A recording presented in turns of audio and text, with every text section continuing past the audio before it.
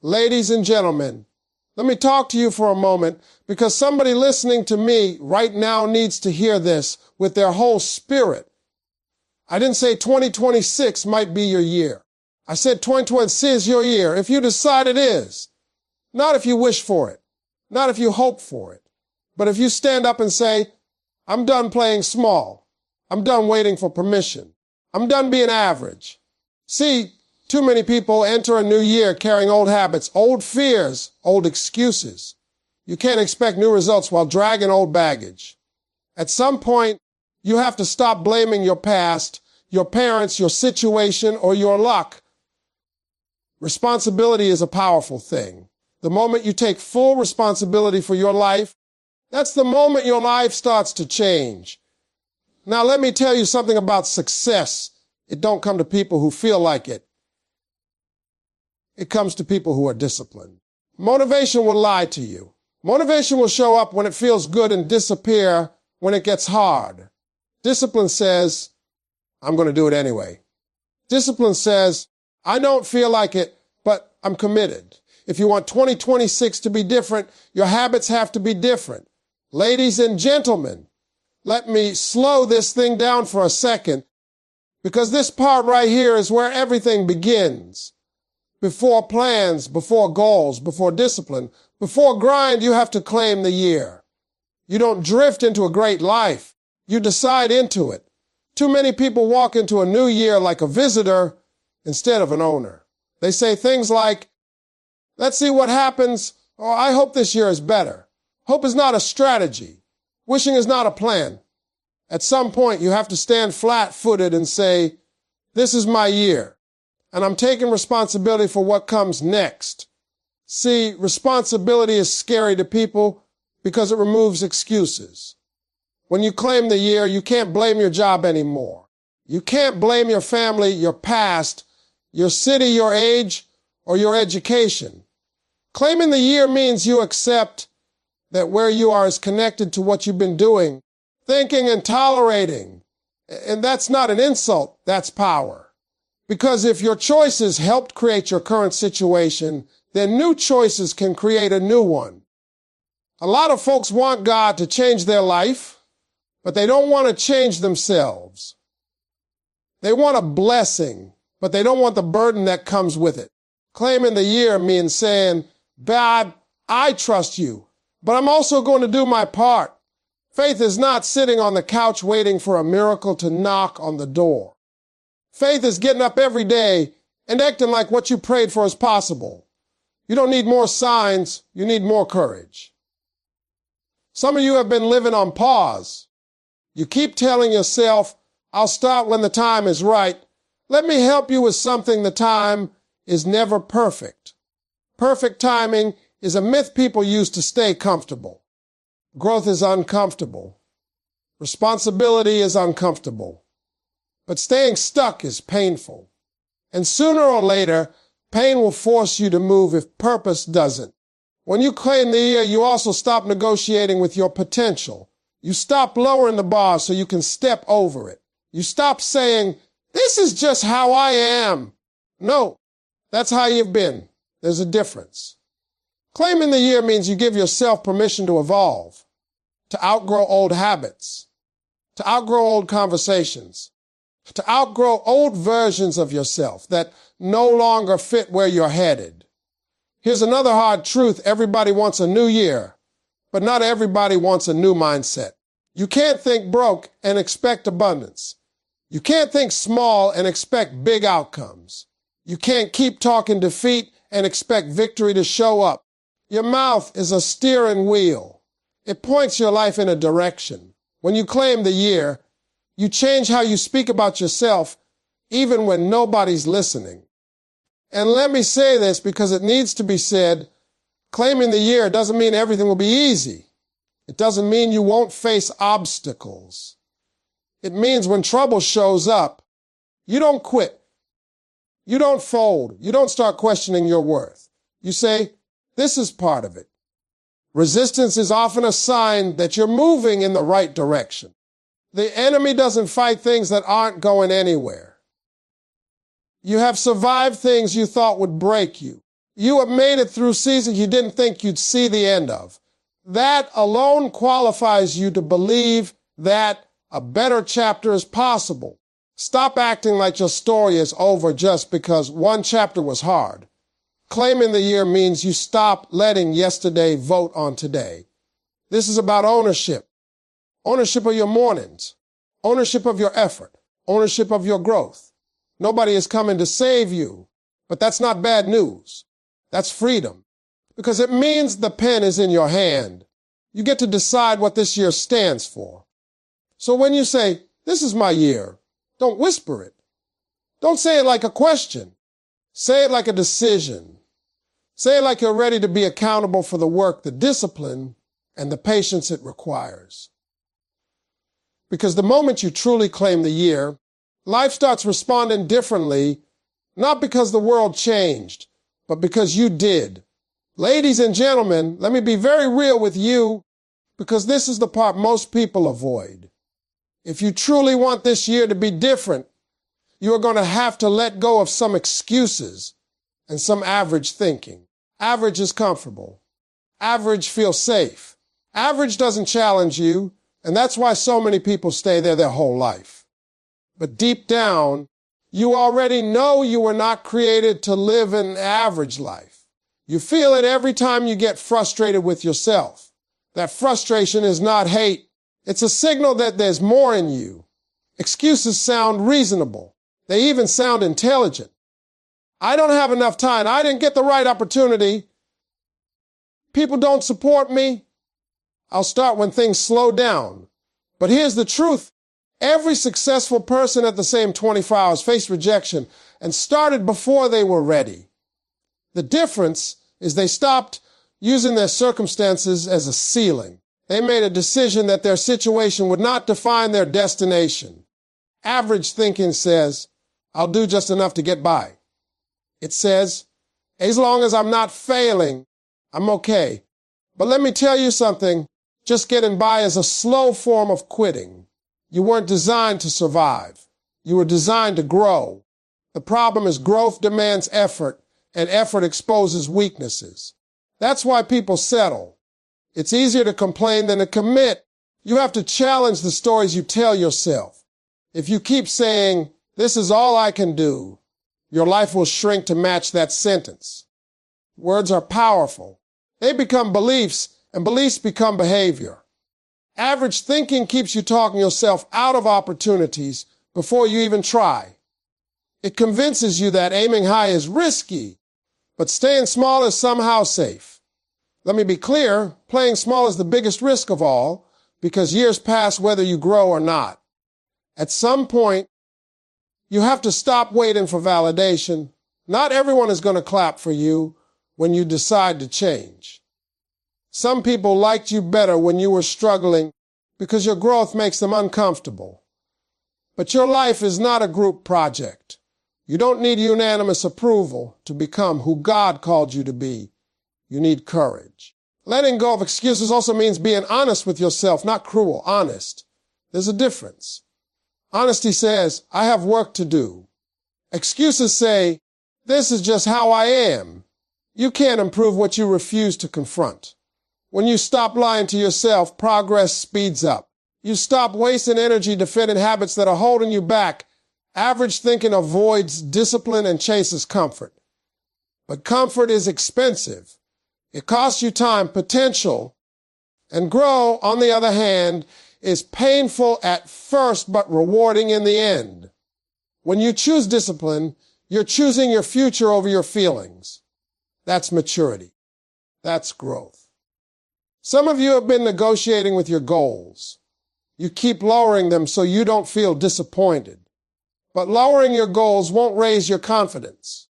Only effort does that. Confidence comes from keeping promises to yourself. Every time you show up when you don't feel like it, you build trust with yourself. That trust is powerful. Let me say this clearly, you don't need a miracle as much as you need momentum. Momentum comes from small, consistent actions done daily. Average thinking waits for big changes. Winners create small habits and let time do the heavy lifting. Stop underestimating what consistency can do. You don't have to be the best in the world. You just have to stop settling for less than your best. Growth starts the moment you decide that excuses are no longer acceptable. When you let them go, you make space for responsibility, discipline, and progress. This year doesn't need a different version of life. It needs a different version of you. And the moment you drop average thinking, your life rises to meet your decision. Ladies and gentlemen, let me tell you something that might not sound exciting, but it's the truth that separates winners from wishers. Motivation is overrated. Motivation is emotional. Motivation shows up when everything feels good and disappears the moment life gets hard. Discipline, on the other hand, is loyal. Discipline doesn't care how you feel. It shows up in the rain, in the dark, when nobody is clapping, and when the results are nowhere in sight. Too many people say, "I'm just not motivated right now." That's not the problem. The problem is you've been waiting on a feeling to do what requires a decision. Feelings are unreliable. They change with weather, sleep, money, and opinions. If success depended on motivation, nobody would make it. The people who win are the ones who decided ahead of time to do the work regardless of how they feel. Discipline is doing what needs to be done when you don't feel like it. It's waking up early when your bed feels better than your dream. It's practicing when nobody is watching. It's saying no to short-term pleasure so you can have long-term peace. Discipline is uncomfortable, but so is regret. The difference is discipline hurts for a moment while regret lasts for years. See, motivation will hype you up, but discipline will carry you through. Motivation says, discipline says, let's finish. Anybody can start something when they're inspired. Finishing is where character shows up. Finishing is where discipline earns its respect. A lot of people want the rewards of discipline without the routine of it. They want the body, but not the workout. They want the success, but not the sacrifice. They want the blessing, but not the burden. Discipline is the price you pay up front for the life you want later. And the bill always comes due. Let me be real with you, discipline is boring. It's repetitive. It's not glamorous. That's why so few people commit to it. You don't see fireworks every day. You see progress quietly stacking up. And most people quit right before discipline starts working. They stop because they don't see results fast enough. But discipline is like planting seeds. You don't dig them up every week to check if they're growing. You water them. You wait. You trust the process. Discipline also has no structure. If your life has no structure, your goals don't stand a chance. You can't leave your future to chance and expect consistency. Winners plan their days. They protect their mornings. They control their environment. They don't rely on willpower alone because willpower runs out. Discipline builds systems so you don't have to think, you just execute. And let me say this because it matters. Discipline is not punishment. It's self-respect. When you keep promises to yourself, you send a message to your mind that you can be trusted. That builds confidence. Confidence doesn't come from compliments. It comes from consistency. Every disciplined action is a vote for the person you want to become. Some of you are tired, not because you're doing too much, but because you're doing too little of what matters. You're busy, but you're not disciplined. There's a difference. Discipline focuses your energy. It removes distractions. It forces you to choose what matters most, even when something else looks more fun. Understand this. Discipline will expose you before it elevates you. It will show you your weaknesses. It will confront your excuses. That's why people run from it. But on the other side of discipline is freedom. When you master yourself, life becomes easier to manage. You don't need to overhaul your entire life overnight. That's another motivation trap. Discipline starts small. One habit, one decision, one commitment kept today, tomorrow, then again.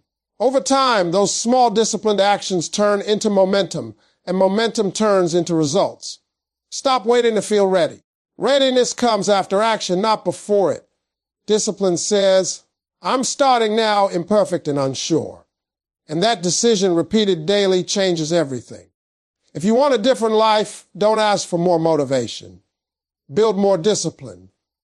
Because when motivation disappears, and discipline will still be standing, holding the door open to the future you said you wanted. Ladies and gentlemen, let me speak to the part of you that's been hurt, disappointed, and confused by how life turned out.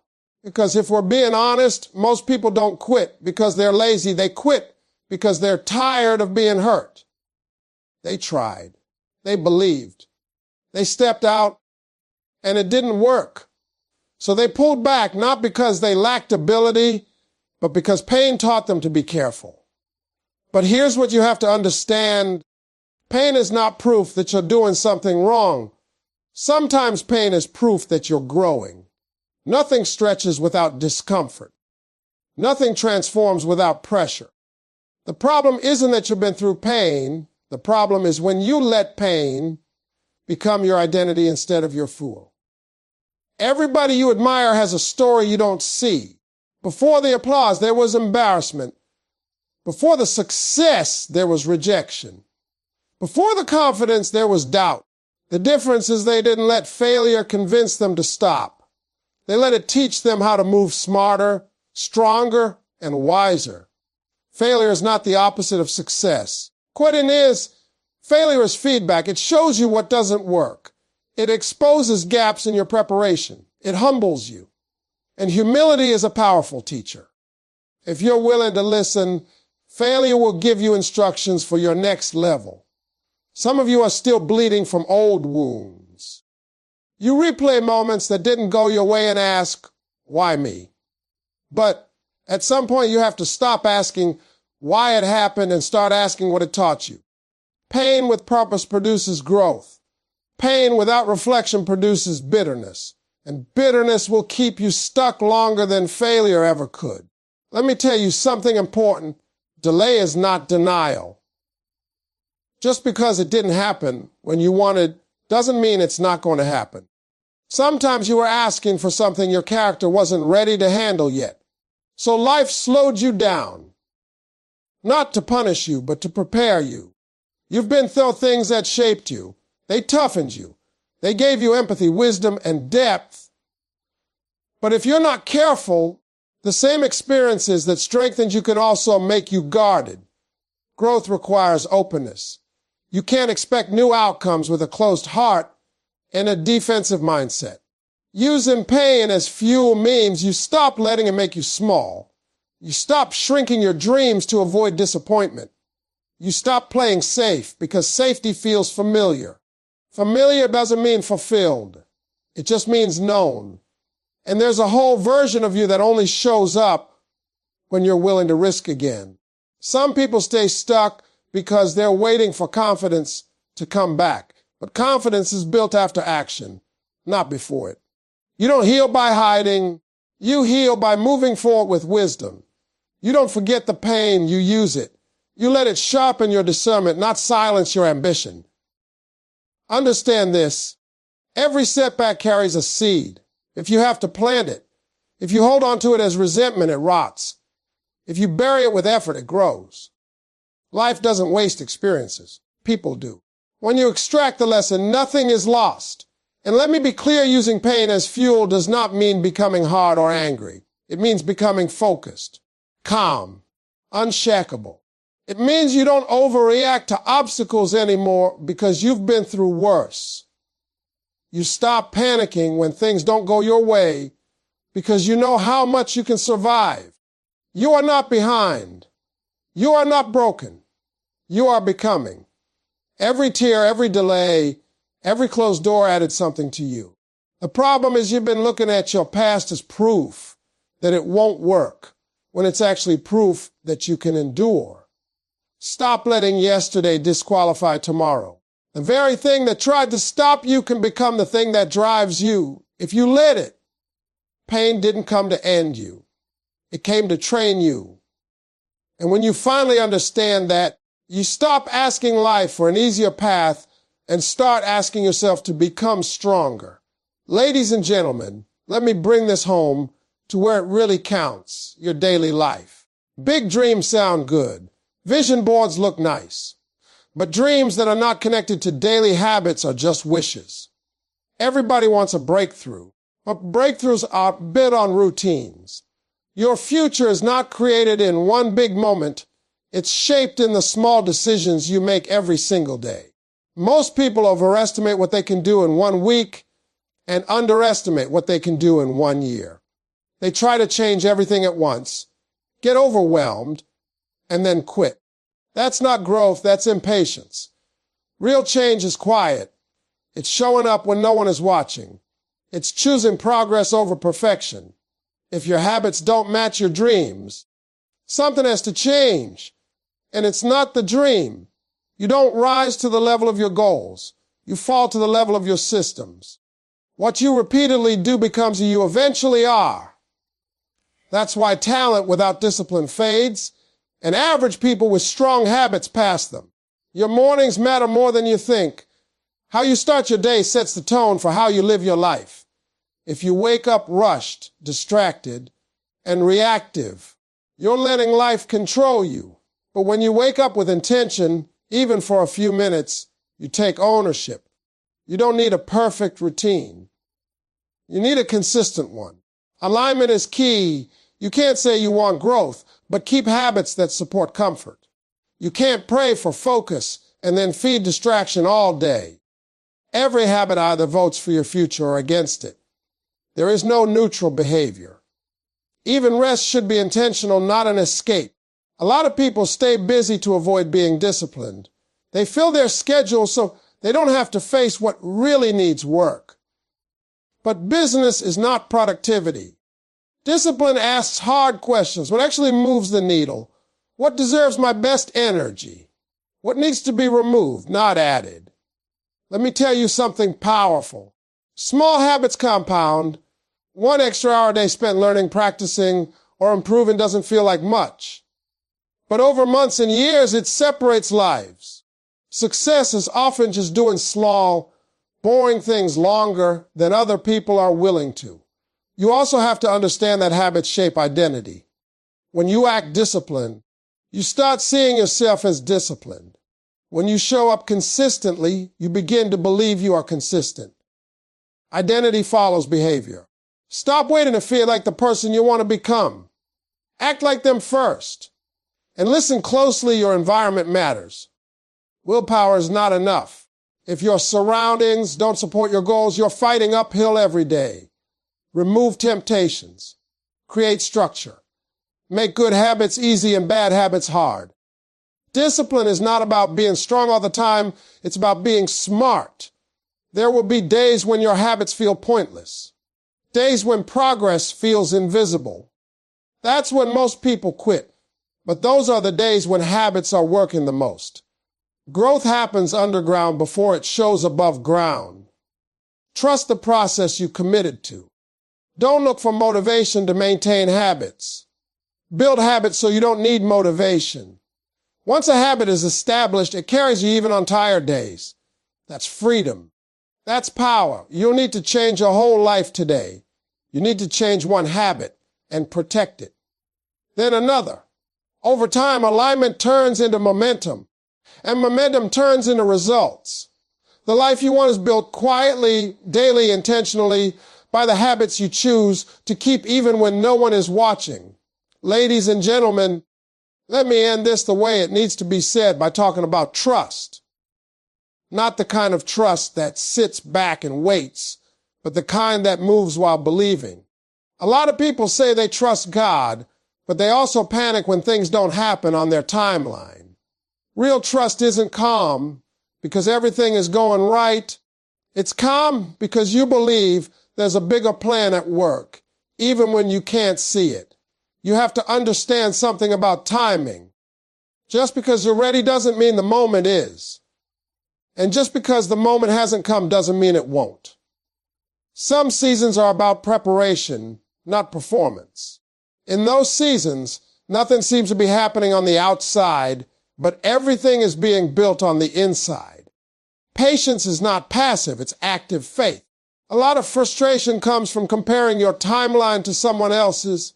You see people winning, celebrating, moving ahead, and you start questioning yourself. But you don't know what they carried to get there, and they don't know what you're being prepared for.